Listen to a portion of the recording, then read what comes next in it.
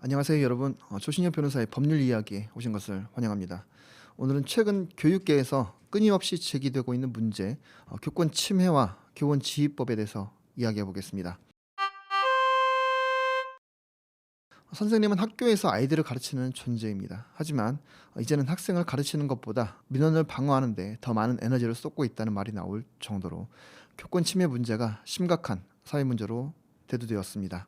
먼저 최근의 교권 침해 통계를 살펴보겠습니다. 교육부의 2024 교육활동 침해 실태 조사 결과 발표에 따르면 지난해 교권보호위원회 개최 건수는 4,234건으로 그중에서도 정당한 생활지도에 불응해 의도적으로 교육활동 방해를 한 사건이 1240건으로 가장 많이 발생했습니다. 소위 교사의 생활지도가 먹히지 않는다는 것입니다. 한 초등학교 교사는 수업 방해를 한 학생에게 교실 밖에 20분간 나가 있으라고 했다가 학부모로부터 수천 통의 문자 메시지를 받아 병가를 냈다고 합니다.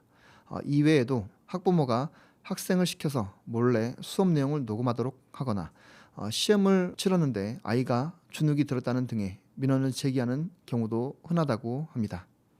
실태가 이렇다 보니 교사들은 신고를 당할까봐 노심초사하게 되고 실제로 학부모의 민원으로 극단적인 선택을 하는 안타까운 사례가 증가하면서 사회적 경각심이 커졌습니다. 이에 2023년 9월부터 교권보호 5법을 시행했습니다.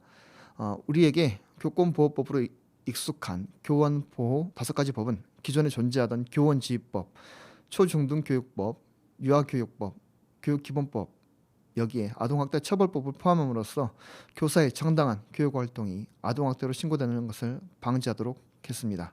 교사의 교육활동을 법적으로 보호하고 부당한 민원이나 침해 행위로부터 교사를 방어할 수 있도록 하기 위한 제도적 장치를 마련한 것입니다. 그렇다면 교원지휘법은 어떤 내용을 담고 있는지 살펴보겠습니다. 우선 정당한 교육활동을 아동학대로 보지 않도록 명시하였습니다. 특히 보호자가 학교의 정당한 교육활동에 협조하고 존중할 의무가 있다는 내용을 규정한 것이 핵심입니다. 그간 단순한 훈육조차 아동학대 신고로 이어지면서 교사들이 정당한 지도활동조차 피하게 되는 사례가 많았기 때문입니다. 이를 방지하기 위한 정당한 생활지도는 법적으로 보호받도록 하였습니다. 둘째로 학생과 학부모의 부당한 민원이나 폭언에 대응할 수 있는 절차를 마련하였습니다. 교육활동과 관련된 학교의 민원 처리는 학교장이 책임지며 교원의 전화번호 등 개인정보가 개인정보보호법 등 관계 법률에 따라 보호될 수 있도록 하였습니다.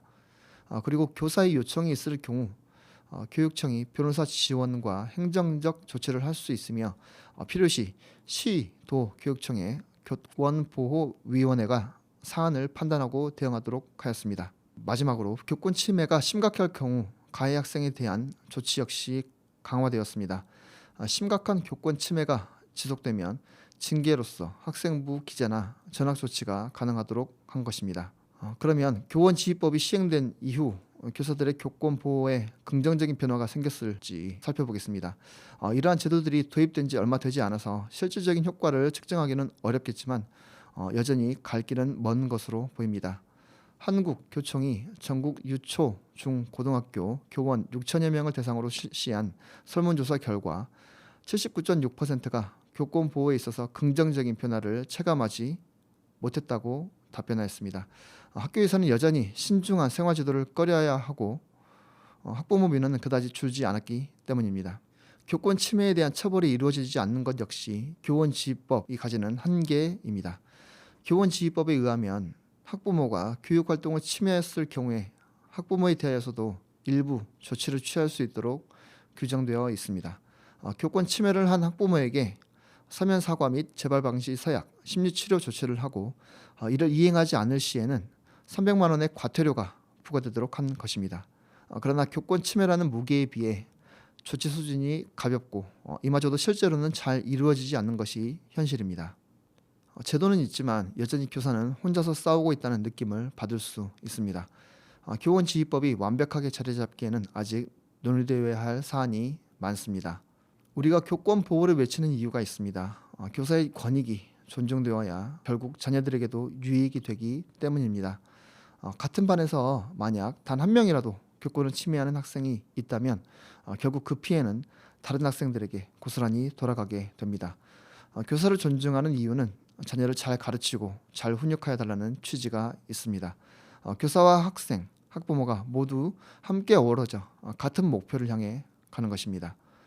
교권 보호가 학생들의 인권을 막기 위한 제도가 아니라 학생들을 올바르게 지도하기 위한 환경을 조성해 주자는 취지가 있다는 점을 꼭 기억했으면 합니다.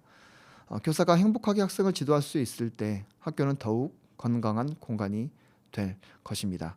단순히 법적 장치를 마련하는 것에서 그치지 않고 교사, 학부모, 학생이 서로를 이해하는 자세가 꼭 필요합니다. 지금까지 법률사무소 약속의 조신영 변호사였습니다. 청취해 주셔서 감사합니다.